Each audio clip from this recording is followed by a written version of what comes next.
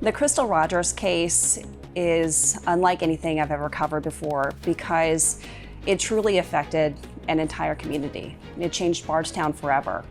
We need everyone's help and everyone in the Ballard family and in the Brooks House family to come together to try and figure out where Crystal was at. The fact that they're calling me out on a Sunday tells me that there's something that they have found that's unusual about it.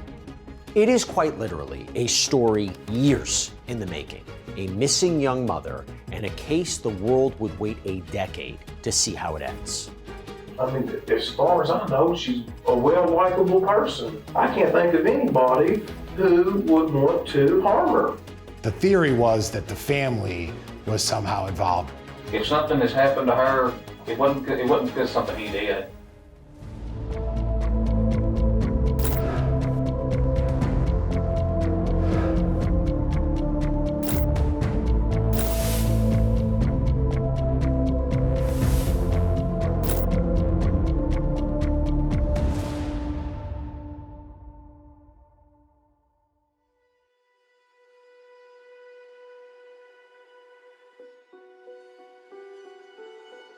I was at home.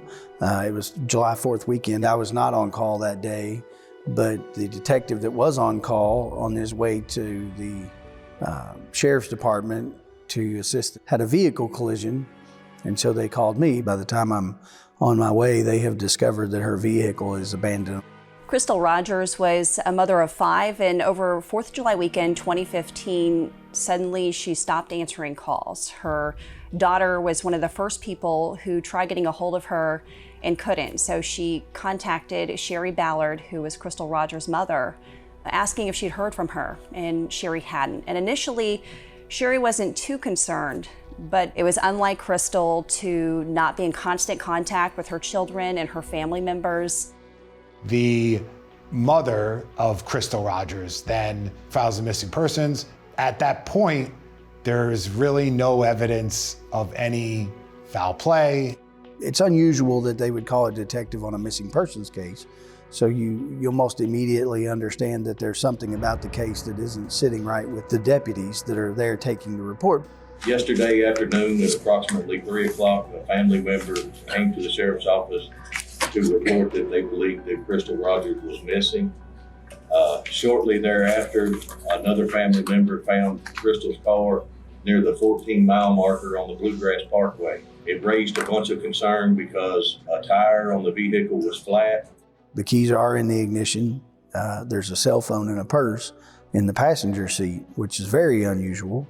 No woman that I know would leave her keys in her car and her purse in her seat if she's going to abandon her vehicle on the side of the road. The last person that we know that Crystal was with was her boyfriend or common law husband. They have a child together. They live here in Bardstown, and his name is Brooks House. And I want everyone to know that he has been completely cooperative with our investigation and has tried to assist us in any way that he can. Crystal's family was devastated. She was their pride and joy. They cared for all their children deeply. And with Crystal missing, it was like a part of them left, and that part could never be healed. It becomes pretty obvious relatively quickly that this is not going to be our typical missing persons. But at that point, you really don't know what you don't know, so you don't know what's important and what's not. So it's a really dynamic investigation at this point because you don't know where you're headed next. There's no body, there's no weapon, there's no blood. That's where it all begins. Just with her missing and really nothing pointing to anyone at that particular time. Crystal was a loving mother of 5. She had a huge network of family support in Bardstown. She was born and raised in Bardstown, and she had so much family there who cared so deeply for her. She had made a life for herself in Bardstown, and so many people say that she was an exceptional mother. It was like she was born to do that. One thing about Crystal is that relationships always seemed difficult for her. She had been married once before, and unfortunately that didn't work out. And for one reason or the other, she could never find that person who truly loved and respected her for who she was. Brooks, when he got together with Crystal, she already had 4 children. Brooks's family owns a 200-acre farm in Kentucky, and so they have a lot of property. He's obviously very close to his family members. His one family member is actually a police officer in that county. Investigators have to retrace Crystal's steps over the last few days, and with little to go on initially, they start looking for leads. The car being on the parkway pointed in the direction of E-Town, kind of alluding to the fact that she may have been going somewhere. We were tracking down some leads that her mother had told us about, and her kiddos had told us about where they had been that weekend. And that Friday, they said, well, we went to Walmart, so I'm gonna send somebody to Walmart to get video of them at Walmart. Who did she have interactions with when she was at Walmart? Did she talk to anybody? Did she appear to have an argument with anyone? I sent somebody else to go and try to find her estranged husband, whether she said anything that might be of importance to him. Crystal Rogers' family had deep roots in Bardstown. Her mother, Sherry, and father, Tommy Ballard, were very well known in the community. In order to really understand how this affected the community, you really have to go back to understand what Bardstown was dealing with at that time. There were already 3 unsolved murders leading up to Crystal's disappearance. But then all of a sudden, a mother of 5 disappears. People were scared. And every day, people were out searching. My focus becomes interviewing the person that lives with her, because by the accounts that we have thus far, he's the last person to see her. He agrees to come in and I conduct an interview that Sunday evening with him. I knew who he was because he had filed to run for sheriff at the previous election. He was a landlord, had multiple rental properties. One of the obvious questions was, she managed the rental properties. Did anybody have a complaint? Anybody threaten her? Initially, he kind of implied, without as much saying, that he thought maybe she had gone somewhere to cool off. That conversation that Brooks Houck has with investigators on the night of July 5th, 2015 clearly struck a nerve with lead detective John Snow. He said essentially that Friday during the day was normal. She dropped 2 of the children off to their father. She had been to Walmart. He got home before she did. He says that they had been planning all along to go to the farm that evening with Eli. That's their youngest son. So he tells us that they leave their house and they make their way toward the farm. He tells me that they left there somewhere between 11 and midnight, and they went home. He says when they got home, she and Eli stayed up while he went to bed. He said when he got up the next morning, she wasn't there. Eli was in the bed with him. Her car wasn't there, but he wasn't overly concerned because she had left before when they had been arguing. So naturally, I asked him if they had been arguing, and he said they had not. This begs the question, why would you offer that she would leave when you would argue if you weren't arguing? This then leads to bringing Brooks Houck in again on July 8th, 2015, and this is where things get interesting. I'll do whatever I can. I don't need an attorney. I haven't asked for an attorney. I'm innocent. I'm willing to talk to whoever. But this to me is really starting to get silly.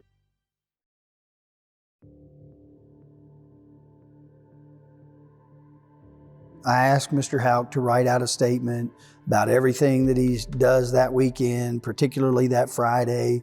Give me as much detail as you can. I'm going to take a minute here and read through your statement, if that's all right. Yes. I was trying to cover as much as I could. If I'm asking you to write a statement about what you did 3 days ago, and there's a very significant event around that date, I would expect you to be able to write to a pretty good degree what you did that day. And none of what he wrote down really had anything to do with what we were asking him to write a statement about. It was really more about what he does every day. The neighbor says she got home around 5:15. You guys leave to go to the farm. You get to the farm about 19 minutes after 7. When you got to the farm, do you know if anybody was there other than your mom?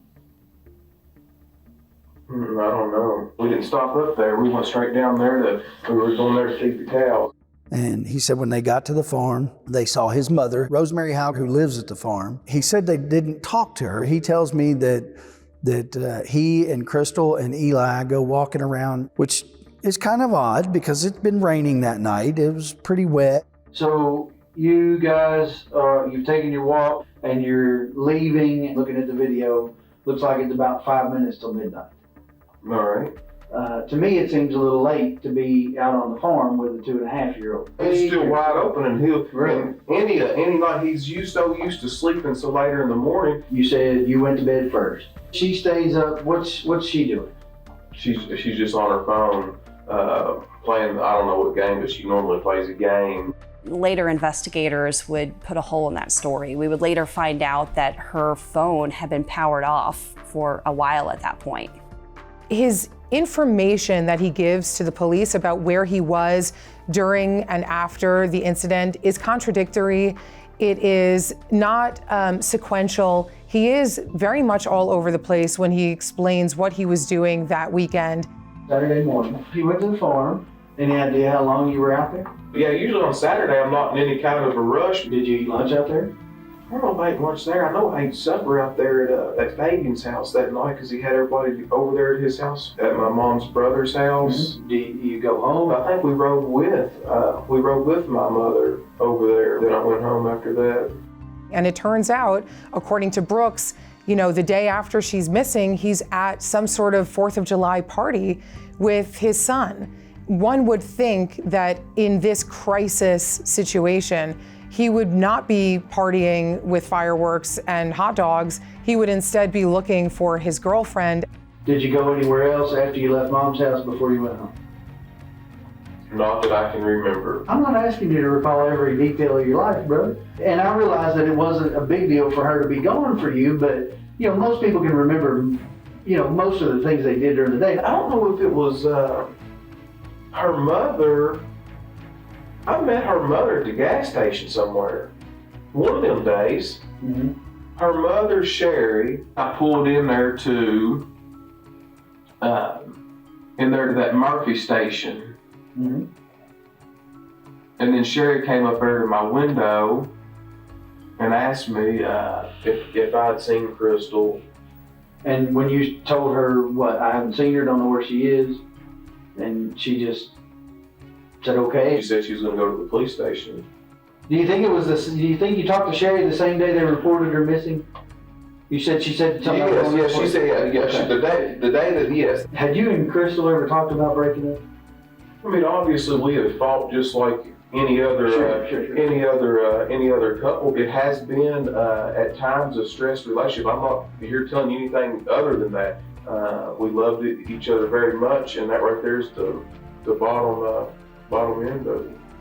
And he admitted that they did have, some strains in their relationship, but he said that, he loved her. That's something that people have pointed out before because he said loved in the past tense. What I've got to be faced with now is as good a mother as Crystal's been. Now Eli is in an atmosphere where I've got all the hope in the world, but now I'm a single parent. It appears to me if something's not done where she's not brought back safely, now one of the very most important people in his life, he's got to grow up without. And I'm in here answering a bunch of bull. It's taken a lot of energy and effort away from the other efforts that could be out there trying to help and bring her back here safely. I can't even go out on the side of the road without looking like a murderer or something like that. It's wrong. I've been extremely honest with you all. Here, I've got a million things going on that I have to get done. And then who's going to suffer? He is. And it's not right. I'm ready to hire an auctioneer to sell all this stuff so I can be there for him like Crystal.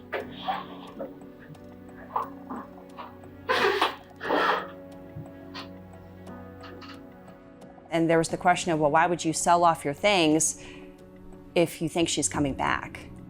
Somewhat out of the blue, he goes on this tangent about Crystal's family. He's clearly upset, but it seems to be more about the impact this has on him and their young son Eli than Crystal's disappearance itself. I wasn't alarmed. She'd done this before. Right. And I wasn't alarmed. That's all there is to it. And I can understand the family wanting to vent and stress, but these people know me better than what's going on. And before this is all over and done with, you all are too, but it bothers me because not only have I been a victim, My mind's not even where it should be because I'm trying to protect Eli from this. I don't care about them dragging my name through the mud right now because I want to keep the main focus and emphasis on bringing her back safely and as quickly as possible. He didn't seem concerned at all at the fact that he was at the sheriff's department talking about the mother of his child being missing. That doesn't make sense. Couple things that I want to get into. It's intended to pry into what's going on in Crystal's mind so that I can rule out any possibility of intention to harm self or things of that nature. Crystal is not that kind of person. I don't believe at all. I'll be honest with you, I have been all along, will continue to be. If I woke up on a Saturday morning and my wife wasn't with me in the bed, as is normal, which might not be normal for you, I don't know, but if she were not, probably the first thing I would do would be to call her to find out where she was. He only had reached out to Crystal a couple of times in those first few days where she was missing. His explanation was not very convincing. And so his thought process was that, well, he would rather leave her alone rather than blow it up more. And although that seems like maybe an innocent explanation if somebody isn't answering your calls after a couple of hours and also not there days later, it doesn't explain behavior when your girlfriend is literally missing out of nowhere. So the phones wouldn't really give us much on the end of their giving us a picture of their relationship. There would be a few text messages. Certainly it did not appear that they had been fighting that night. For me, the biggest thing that is absent in the phones is the plan to go to the farm. So he says that it was all along the plan to go to the farm. She has been telling people all day that they are going out on a kid-free date night. Are you familiar with a woman named Christina Holly? Yes, I know who you're talking about. There are some text messages between her and Crystal on Friday. She tells her, well, we've got a sitter for the evening. It's our first time being kid-free for a while, so we don't want to, we're kid-free. We're going to enjoy ourselves. Right. Why would she lie to her about it? I don't know. I can't answer that question.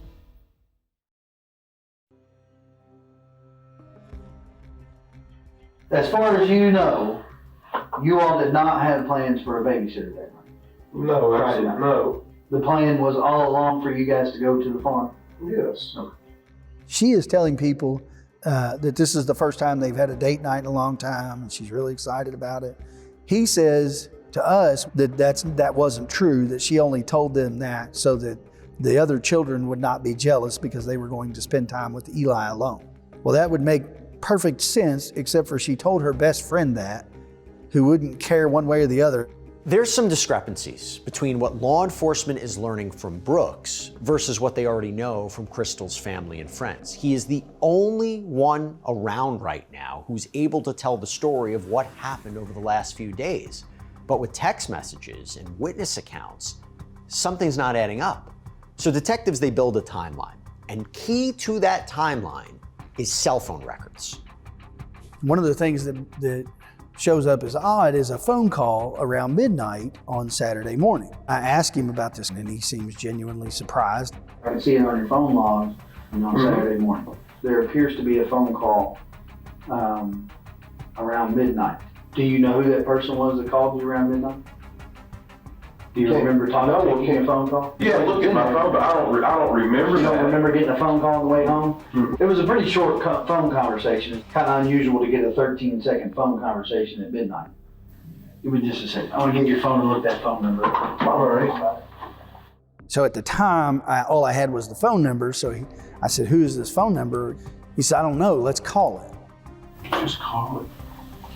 Oh, Steve Lawson. Okay, who is Steve Lawson? He's somebody works for me. Hey, Steve. Hey, I've got some things going on next week. I'm gonna need your help with it. When Steve Lawson picks up the phone, he immediately goes into what seems to be a rehearsed story that he is supposed to say. I just want to tell you I'm sorry about everything that's going on in your life, brother, and I got you in my prayers. I appreciate you saying that, but hey, do you remember the other night you called me really late Can you remember what you asked me or what you were after? I can't remember. Yes, sir, I can. I called to ask you for them numbers for a house. Oh, for a rental house. Yes, sir. And indeed. what did I tell you? You told me that you would call, what's her name, Katie or whatever, she handles all that. Crystal. Crystal, okay, I apologize. Yeah. When Brooks hangs up the phone, I said, well, if Crystal's in the truck with you, why didn't you just give the phone to Crystal? And he gives me a really strange look, like he doesn't know exactly what to say to that. So it's clear that this was not an anticipated question. If she's in the truck next to you when he called, why would you need to call her about getting numbers for rental property? Because being that late at night, she normally is not going to deal with stuff that late. I'm sure I probably tried to answer the phone really quickly, so that it wouldn't, a lot of times after I get moving, Eli goes to sleep, you know. Although he had just told me that Eli was wide awake, that is probably the moment when it becomes clear that both Mr. Houck and Mr. Lawson have something to do with Crystal's disappearance. So now we find out there's more potential players here. Steve Lawson, an associate of Brooks, and not only him, but his son Joey Lawson could be involved. Steve and Joey Lawson were father and son. They worked for Brooks Houck. Steve Lawson would occasionally help Brooks Houck with some of his construction projects and do other odd jobs. Both of them had already had a criminal element to their background. It's already in their nature to not give us information. I interviewed Stephen Lawson a couple of times to try to get him to bring in his cell phone because we had a search warrant for it. He would refuse to do that. Do you know of anybody that would want to hurt her? I mean, as far as I know, she's a well-likable person. I can't think of anybody who would want to harm her. The interview takes a turn when Brooks' phone starts going off. Now remember, at this point in time, he's been at the station for hours. This call is from his brother, Nick Houck, who's a local police officer in that area. We're still getting video from different places, you know, that along that route. Can I get this? Sure, please. You Hello? No. I'm up here. I know that you didn't know I'm up here in this interview with the Detective Snow. It's my habit to just let people take phone calls during the interview because you never know what they're going to blurt out. Are you telling me that's what I need to do? I know that. But the way that I look at it is I'm innocent. I ain't done nothing wrong. Well, you know, I know you told me innocent people have got jammed up, but if you're telling me to leave, I'll get up and leave. I don't think she's ran off with some other guy. I don't believe that. So when he gets off the phone, he says something that is very, very interesting and would prove to be very consequential to the case. He thinks y'all little is what he thinks. Have I told you that I'm for you? Yes, you have. I said, what did I say? My job is to find Crystal, right? That's right. Well, did I not tell you when you come in here and sit down today that right now you're the main person of interest? Yes, that's right. You're the last person to see her alive, right? And I went through your timeline with you and explained to you that there's gaps in your timeline. If Nick thinks you should go and you want to take his advice, go ahead. Now at this point, Nick hadn't even entered into the picture aside from the phone call. But when he says to me, he thinks you're trying to screw us, that's not a you're trying to screw me. He just put his brother somehow or another involved in this. And so now, knowing who his brother is, knowing that he's a city police officer, this case just got way more complicated.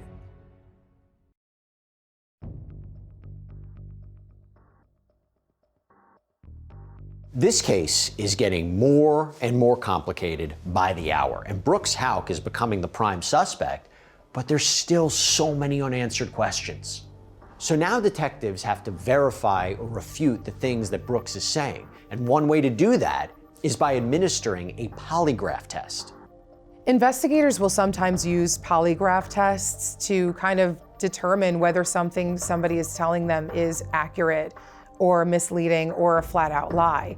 Brooks's polygraph test here was inconclusive. Sometimes investigators will deem an inconclusive polygraph test as evidence of lying in and of itself, or an attempt to manipulate the machine. So an inconclusive test sometimes can betray the person. Meanwhile, this case is garnering national attention, and Brooks Houck is hounded by the media for an interview, but he only grants one, to Nancy Grace. Mr. Houck, thank you for being with us. When did you realize, Brooks Houck, that she was gone? The very next morning. So you slept through the whole night and did not realize that she was gone? That's true. Exhausted my efforts with the law enforcement agencies to gather all the facts necessary to allow me to have a clean name again. And that's very important to me. The appearance on Nancy Grace was really interesting. Brooks, up to that point, had largely avoided local media. Almost every news organization was trying to get his side of the story and had been unsuccessful. However, he continued to live his life. He went about Bardstown, by most accounts, acting like nothing was wrong. Detectives move on to another member of the Houck family, Nick Houck. This is Brooks' police officer brother. So investigators need to find out what he knows, particularly given the odd remark after Nick's sudden call interrupted his interview with Detective Snow. How much interaction did you have with Crystal over the years? Almost none. So when's the last time that you had seen Crystal? I'm sure it was sometime I seen her just driving around out on the road, but I don't really remember where I was at or. So you knew her enough to know her car, to know where her car was? Oh yeah. We had enlisted the help of the city police to help us gather up video and find potential witnesses. So now we have to rethink that because this person is potentially involved in this crime and he's employed at this agency. So we have to be very careful. When did you find out Crystal was missing? Within a couple of days. How did you find out? I don't know if Brooks had mentioned it or I saw it on TV. I mean, this is for all intents and purposes your sister-in-law, and she's missing. I mean, do you and your brother just not talk to that extent that?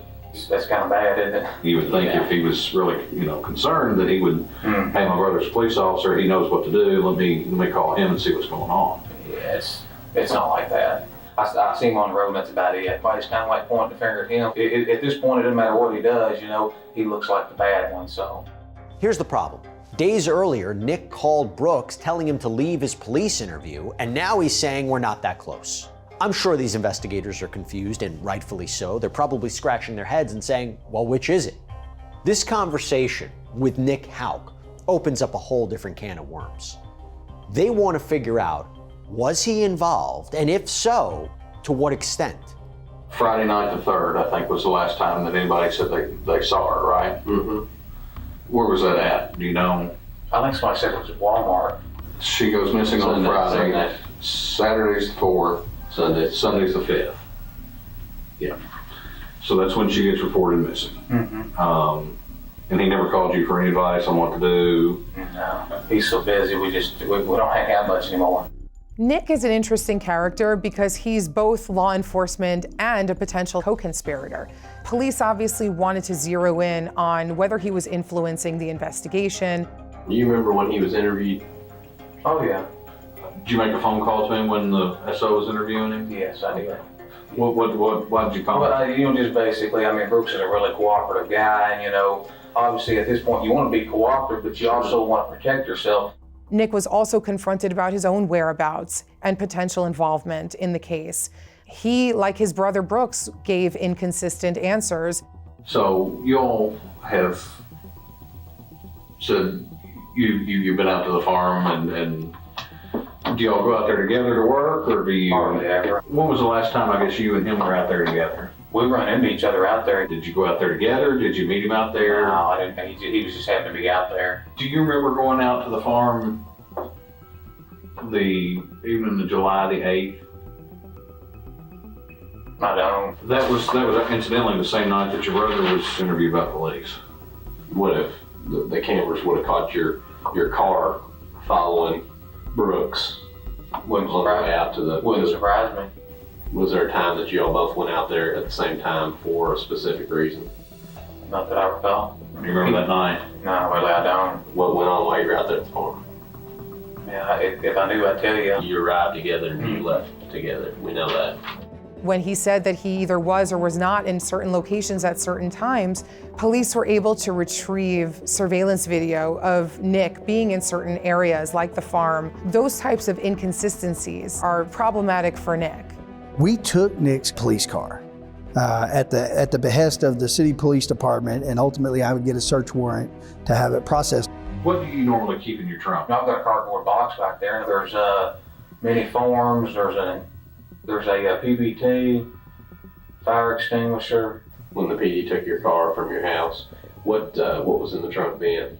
All the stuff I just told you, but there was also just a regular blanket for moving. I got the blanket at the farm, I used it, and then I was gonna take it back in a few days. I forgot about it. The one part of the car that we had any interest in forensically in the beginning was that blanket. Have you ever heard of luminol? All right, you know what luminol is used for? To find blood. Okay. Or other bodily fluids. Uh-huh. Why would your trunk look like a Smurf if they sprayed it? There's a couple spots in your trunk, and that blanket, just lit up like Chernobyl. There shouldn't be any bodily fluids in the trunk. There's only one way bodily fluids can get into a trunk. That's if a body's near it. Is there any reason that her DNA is going to come back in your trunk? I'm 100% certain it won't. Ultimately, they said there was no evidence to be recovered from the blanket. Doesn't necessarily mean the blanket wasn't important, doesn't necessarily mean that the blanket wasn't used for something. It just means that now there's no longer any evidentiary value to it. Did your brother ever call you and say that he'd done something to Crystal? No, he did not. There is some reason why you all went out to that farm. She's got kids. There's no way that I would cover this up for him. Who else would be responsible for this? I don't have any names to give you. If I did, what do you think? What do you think happened? I don't know what happened, but I know Brooks didn't have anything to do with it. So you never helped him move a body? I did not. And you're telling me you want to be cooperative. That's why you're here, right? Yes. Okay. What about taking a polygraph exam? I've got nothing to hide. Now, days later, Nick Houck is given a polygraph, and it sparks even more discussion about his alleged involvement. Well, Nick, I've had a chance to review your charts on both tests. That first test, you did not pass the test, and it's pretty clear to me that you haven't told me the complete truth. And the questions you're having a problem with are questions about Crystal. And in particular, the one about whether or not you know where she is right now. That the time has come for you to think real hard about the rest of your life.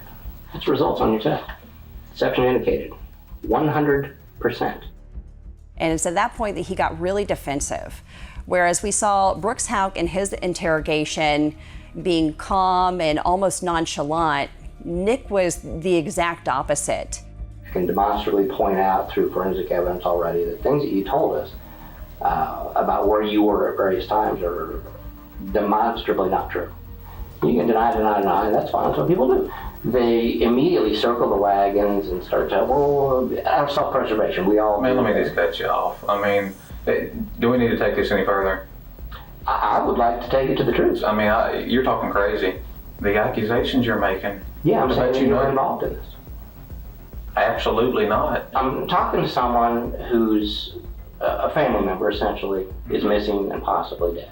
You've seen some interviews where he hasn't been completely truthful about things. I've been 100% truthful. Listen to what I'm saying. You listen to what I'm saying. I've been 100% truthful. Why are you yelling at me?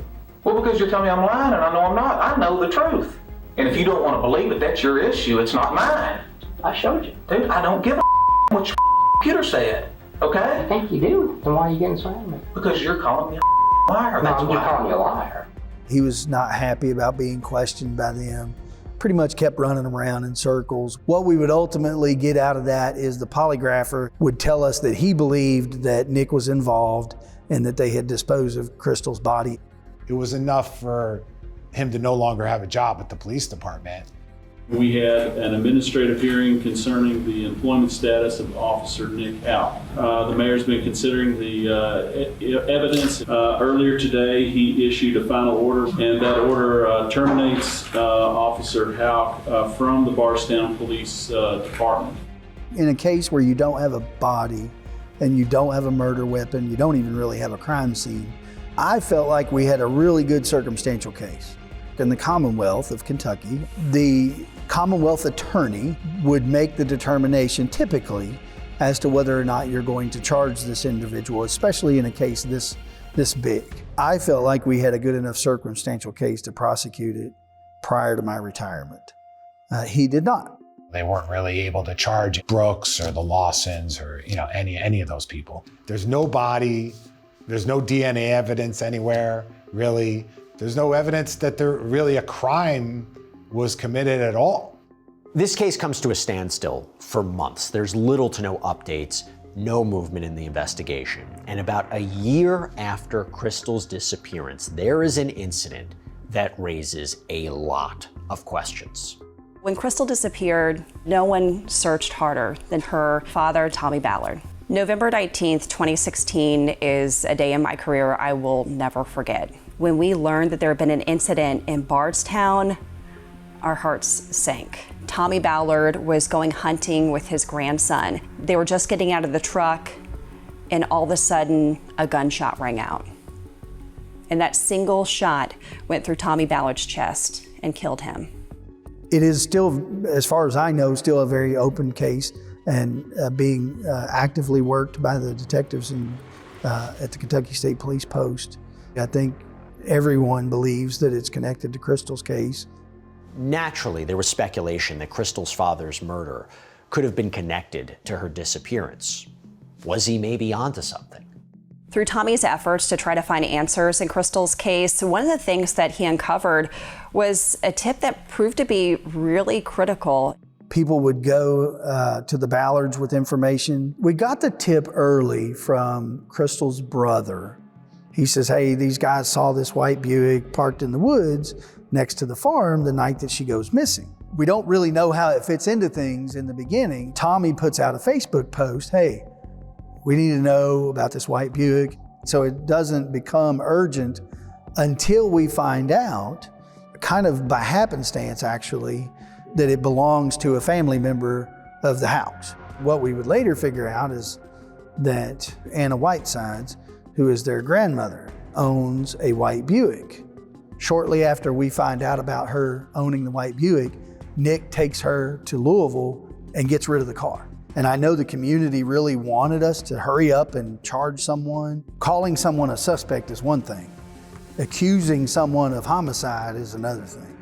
Fast forward several years, 2018, 2019, the investigation is still ongoing, and Detective John Snow retires. And what comes next is nearly half a decade of silence. There is very little information that is publicly released as the FBI fully takes over. The FBI did one search in 2021 that took several days. It was in a subdivision in Bardstown, and their focus was a home that was being built by Brooks Houck. The items they recovered from that property were women's underwear and women's clothing. There was some that was found under the driveway and some that was found under the sidewalk. However, the DNA did not match Crystal Rogers. Here we are, years later, the FBI has the case in hand. Brooks Houck, his brother Nick, the Lawsons, they may be the prime suspects connected to the disappearance of Crystal Rogers, but none of them have faced any charges so far. But then you go to 2020, and investigators, with the help of another government agency, they make a discovery that no one saw coming. Even the IRS came in to conduct searches. If, for example, there were tax fraud issues, the FBI was looking obviously for other things to try to link the Houcks to this crime. And by the time all of these years passed, the investigators have to start looking at a paper trail like that. The IRS had different resources than the FBI. They had a legal avenue to conduct searches on electronics under the auspice of investigating tax crimes, which leads to finding hidden recording devices. All of them had been recording interactions with the police. They'd been recording their conversations with each other. They'd been recording conversations with their lawyers. It was just bizarre. They took his call from the other blanket and sheriff. He was already out there. Is there anything on it? You know, they would find those recorders during a search warrant of the farm. There were recordings of Nick in the grand jury, his mother, Rosemary Houck in the grand jury. Some of those random conversations would become pretty important because they revealed information that they probably didn't intend to. And on one of the recordings, Rosemary Houck says to Brooks, she says, "What about the blanket?" And he says, it's fine. Ultimately, what we would figure out is the blanket that she's talking about is the blanket in the trunk of Nick's car. The FBI ends up conducting hundreds of new search warrants and interviews, retracing the steps of local law enforcement and creating new paths, but all following the same leads as laid out by Detective John Snow. They gather all the evidence collected by local law enforcement, combing through every inch of it extensively. They pull out all the stops, including using new tech tools. Google at the time had this reverse location technology which showed Brooks' whereabouts, despite the fact that he seemingly turned off his location services on his phone and also told his family to do the same. They had no idea that Google was still tracking them. Early on, investigators were interested in Steve Lawson, largely because of that 13-second call, but they didn't have any crime or wrongdoing they could pin him for. But as time went on, they got more and more curious about why he made that call and just what his relationship was with Brooks Houck. And what they would ultimately learn over the years is that Steve Lawson and Joey Lawson had a really hard time keeping their mouths shut. Eventually, investigators would hear from one of Steve Lawson's ex-girlfriends who said she overheard a conversation between Steve and Joey talking about moving a body. When the FBI got involved, one of the things they revisited were phone records. They looked back into Brooks Houck's phone records, the records of Stephen Lawson, and the records of Joey Lawson. And what they ended up finding was that Joey Lawson made 2 calls to Steve Lawson on the night of Crystal's disappearance. And also, this goes back to Steve Lawson, his phone pinged on towers near where Crystal's car was abandoned. I'm not sure that we entirely understand their role. I don't know that we ever got the full story as to what they were involved. They were accused of being involved in the conspiracy to murder her, meaning that they did things and agreed to do things in furtherance of that murder. And specifically, they were involved with tampering with physical evidence by moving her vehicle. They were both involved in removing her vehicle from her residence and ending up on the Bluegrass Parkway with it. And you know what's more incriminating? Stephen admitting that he picked up Joseph from the Bluegrass Parkway and moved the driver's seat in Crystal's car to make it look like someone shorter had been driving. They're also accused of giving the car a flat tire to stage the scene. Officials learned from another witness, a different employee of Brooks Houck, that Brooks said he wanted to, quote, get rid of Crystal, and that Joseph Lawson said, quote, that he would pull her teeth and the hogs would do the rest. Now, while the evidence doesn't seem like the strongest, admitting to all this implicates Brooks Houck and Joey and Stephen Lawson. It isn't until 8 years after Crystal's disappearance that anyone is criminally charged in connection with this case, and that's because of the efforts of federal agents to remove the Nelson County prosecutor who wouldn't move forward with charges in this case if there was no body. In late 2023, a series of grand juries are impaneled, and this is where Steve Lawson testifies about his involvement in Crystal's disappearance. Stephen Lawson, ultimately he would end up subpoenaed to the grand jury where I would confront him about the phone call.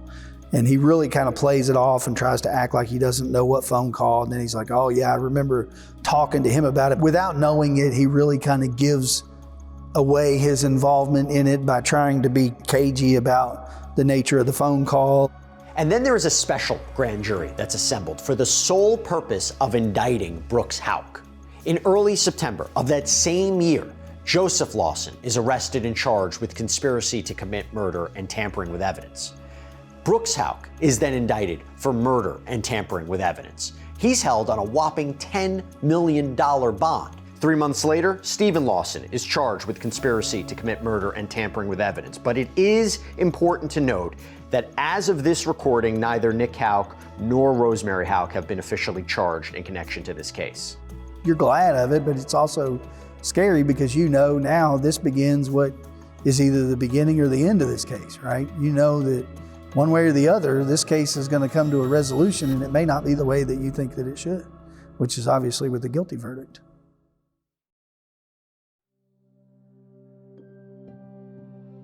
A case 10 years in the making. It culminates with 3 men standing trial in the disappearance and presumed murder of Crystal Rogers. First, in May 2025, Stephen Lawson stands trial and is found guilty of conspiracy to commit murder and tampering with evidence. But then, just a month later, comes the trial that so many people had been waiting for, that of Brooks Houck and Joseph Lawson.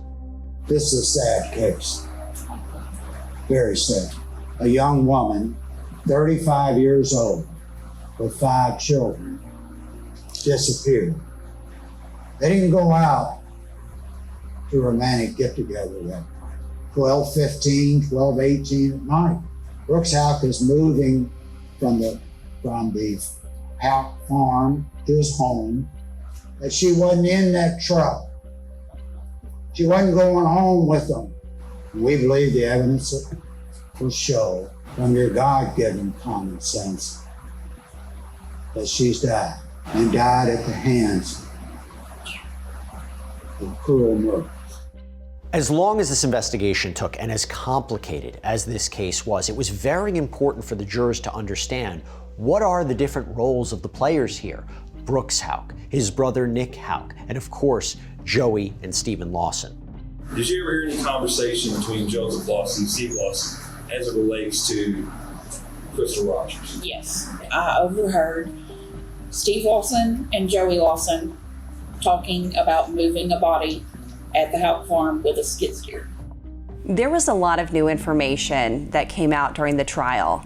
It was amazing to me to see how much investigators were able to keep close to chest. I think the most heartbreaking was that Crystal went into that evening thinking that she was going to have a kid-free romantic date night with Brooks. This is a woman who felt like her relationship was failing, and this date night that was promised to her felt like a glimmer of hope. Prosecutors say that it was all part of his plot to lure her to his family farm.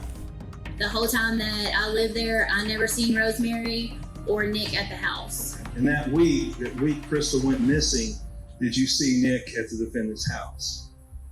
Him and Rosemary, I seen them there a lot. There was one day that I witnessed Rosemary's car pull in the driveway. After that, the cop car pulled in, and they turned the cars around. Nick got in the back of the cop car, grabbed 2 bags, and put them in Rosemary's car, and then he went back and got 2 more. The neighbor, who's very nosy, thankfully, tells us that Rosemary and Nick almost never come to Brooks's house because Rosemary did not get along with Crystal. We got information that Rosemary had gone to the house just a couple of days into this thing, and she had pulled up and thrown away some flowers that Crystal had planted. Did you see anything else with Rosemary that week? I can remember one day when I looked across the street, I seen Rosemary with the shovel digging up the flowers and throwing them over in the trash can. You know, the first thing that comes to my mind is if you think she's coming home, why are you pulling flowers up at her house? You don't think that's going to be upsetting to her? You don't think that's going to further hurt that relationship? She knows daggone good and well Crystal ain't coming back. How does she know? So do you remember the weekend of July 4th? Yes, sir. Do you remember any conversation you had about Joey about Crystal's car that week? He said he was buried it with a skid steer. Nobody ever found it. What about Steve? Steve had come up to me and said something about Brooks wanting to get rid of his old lady. Now, this is when that white Buick that's owned by the grandmother of Brooks and Nick Houck, that comes back into the picture. Why? Because it is believed that that could have been used to transport Crystal's remains. Now, were you aware of anything collected out of the vehicle? I am. Was there a hair located in the vehicle? Yes, sir, there was. There's a head hair with Caucasian characteristics in item 26. That would be the hair that was located in the vehicle. Microscopically compared with the head hair standard collected from Crystal Rogers' hairbrush and determined to be similar in color and limited microscopic characteristics, was different from the head hair standard in item 63, which was in a white size. Now, after the seizure of the vehicle and after it was processed, did you arrange for a cadaver though? Yes, sir. A detective by the name of Jamie Brooks would be working off duty in Louisville and accidentally meet a guy who has a cadaver dog. This man would agree to come and take the cadaver dog and run it around the white Buick, and the cadaver dog indicates on the trunk of the white Buick. We find a couple of hairs in it. They don't produce any real DNA, but we're able to use those during the trial to kind of build that case. I was presented with a relatively small parking lot. He unlocked the parking lot and asked me to search that area. Ranger cleared the area of any live victims. Ranger gave his trained final response at the right rear corner of that Buick LeSabre, sitting very close to that Buick LeSabre, telling me that's where he had the strongest scent of human remains.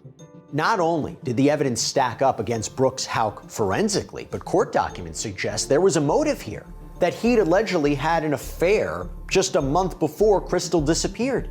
But the defense, they focus on discrediting the state's witnesses, criticizing the police investigation, and saying that law enforcement focused so narrowly on Brooks Houck that they may have ignored other leads. We certainly agree with Mr. Wasowski on one critical point, and that is this is absolutely a heartbreaking case. From the early hours of this investigation, Brooks Houck became the sole focus that this pressure eventually caused the facts and truths that we look for in the justice system to be replaced with suspicions, assumptions, guesses, and theories. And it caused ultimately, in this case, these two men, Brooks Houck and Joey Lawson, to sit here before you today, charged with horrific crimes that they did not commit. We're all assuming that she's deceased, but there was no evidence of any kind, of any cause or mechanism of her death. A circumstantial case like that, still don't have a body, still don't have any other real hard evidence that anyone was even killed, let alone who did it. There was testimony earlier the dog involved in this case was cross-trained. Could you please explain to the jury what that means? A cross-trained dog, for this instance, is a dog that's trained for live scent to find live humans, as well as human remains detection. Do you personally, sir, recommend cross-training or cross-certification of canines? No, sir, I do not. In this case, we hired you to look at police searches and laboratory reports, correct? That's correct. Did they find, based on your review of the evidence that was collected, was any of Joey Lawson's fingerprints found in the car? Not that I could find, no. Was there any DNA of Joey Lawson found in this car? Not that I could determine, no. What about Steve Lawson? Same? The same, yes. There was one hair on the driver's seat that could have been tested for DNA, and one on the driver's side floorboard. Is that correct? Correct. Were those tested? They were not. Okay. Should they have tested those? Yes, they should have been. Was there any DNA of Crystal Rogers in formerly Anna Whiteside's white Buick? There was not. The defense team, they tried to say that Joey and Steve Lawson were never on the Bluegrass Parkway. They said that the cell phone records that they had actually showed that they could have been on a road that ran parallel with the Bluegrass Parkway. Following 10 days of testimony and more than 50 witnesses, clearly, the jury has their work cut out for them. Early on, I got a pretty good feeling about it. You don't know what 12 individual people are going to do when they get behind closed doors and start talking. But I was very confident in the case that Mr. Young and his team laid out. Ladies and gentlemen, the jury, it's my understanding the bailiff indicated that you all have reached a verdict. But it took less than 4 hours for the 12-member jury to come back with their decision. In regard to Commonwealth versus Brooks William Houck, we, the jury, find the defendant guilty of murder. We, the jury, find the defendant guilty of tampering with physical evidence. In regard to Joseph Lawson, we, the jury, find the defendant guilty of conspiracy to commit murder. We, the jury, find the defendant guilty of tampering with physical evidence. The case is clearly a circumstantial case. There was no body found or recovered. There was no witness to the actual event. But that being said, the evidence against Brooks, including the motive for him to kill Crystal, the fact that he was already having an affair, the fact that Crystal was looking to leave, all of the things that always make the boyfriend or the husband the prime suspect, all of those ingredients were there with Brooks. If you saw the news footage of it, I cried like a baby. I don't even know how to describe it. It was very emotional. When you get that result at the end of it, especially in a case when you, quite frankly, had your doubts as to whether it would ever go to trial. It's just, it's almost too much to bear, really. So at this time, it's the sentence of the court in regard to Mr. Lawson's case that he be confined in a penal institution, therein to remain for a period of 20 years. It's a further order of this court that he be sentenced to 5 years for complicity to tampering with physical evidence, for a total sentence of 25 years. In regard to Mr. Houck's case, it's the sentence of the court that he be confined in a penal institution, therein to remain for a period of life, and 5 years for complicity to tampering with physical evidence, with those sentences running concurrently for life. You never cared about anybody but yourself. You say you love Eli so much, but if you really loved him, you wouldn't have murdered his mother. She was amazing, Mother. My mom didn't deserve any of this. When you thought you had planned the perfect murder, I guess you're not as smart as you think you are. For 10 years, I have suffered the pain of losing my daughter. Never once have I seen you shed one tear. This case is one that changed Bardstown forever, and the community became incredibly invested in it. And I think a lot of that had to do with Sherry and Tommy Ballard. Everyone could look at them and see themselves as a parent, a sister, a brother, a loved one, and they felt their pain. I pray that one day you will grow a heart and have the decency to tell me where my daughter is. And now you will spend the rest of your miserable life in prison where you belong. Brooks Houck is sentenced to life in prison with the possibility of parole. He's already appealing his sentence. Meanwhile, Joseph Lawson was given 25 years in prison, and Stephen Lawson will spend 17 years behind bars. But the most heartbreaking part, the most tragic part of this story is that Crystal's family may never get full closure. Crystal's body has still not been found. And that remains the biggest mystery in this whole case. This is a case that had gone on for more than 10 years by the time that it got into a courtroom. And I think there are a lot of people in the community who worried that day would never come. Although there is some relief from the conviction and sentencing of Brooks Houck, Joseph Lawson, and Stephen Lawson, a lot of people would like to see investigators take this case further. The prosecution during the trial referred to Nick Houck and Rosemary Houck as unindicted co-conspirators. A lot of people wonder what's next. And then there's also the question of, what about Tommy Ballard? What happened to him? Will anyone ever be charged with his murder?